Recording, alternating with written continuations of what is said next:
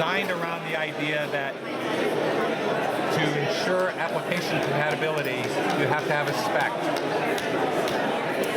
Even though the software is, even though MeeGo is open source, you can change it however you like. If you change it too much, you can't call it MeeGo. Okay. Right? So that's how we balance the need for open source versus having a stable set of APIs. Okay? So now this, let me get our Wi-Fi here. Okay, we're connected. Good. So this is what we call an object-oriented user interface. I'm sorry the screen is so dim. I'm not sure what's up with that. But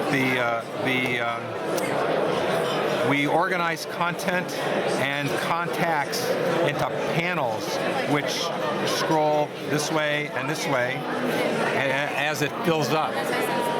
And to do something, you don't have to go back to the app menu. You just tap, and then it brings up the associated application. Okay? Now, very often, an object will have more than one thing you can do with it. Right?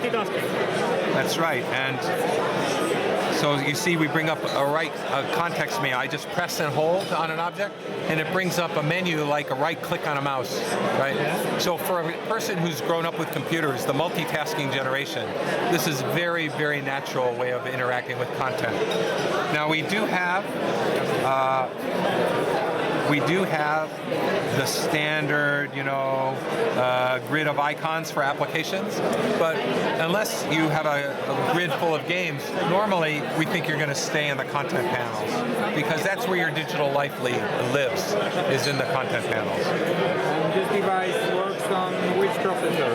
x86 or yeah, this is, well, in theory, right now we're only providing images for the tablet UI for IA, but MeeGo generally is ARM or IA. This particular one is based on Pine Trail,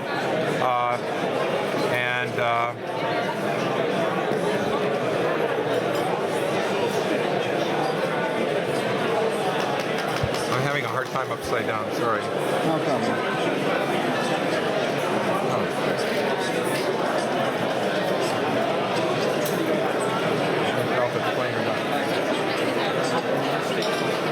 Yeah, it's playing. I just can't hear it because it's so loud here. Okay.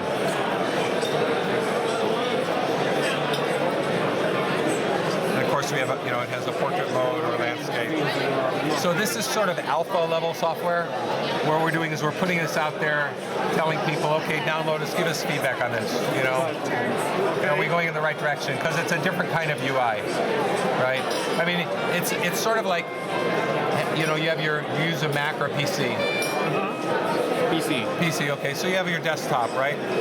It's as if you have a desktop, except the desktop is infinite size, and you can slide panels around and expose more of it.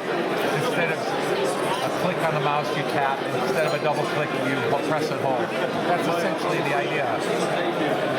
So when do you plan to launch the final platform? We're not saying when.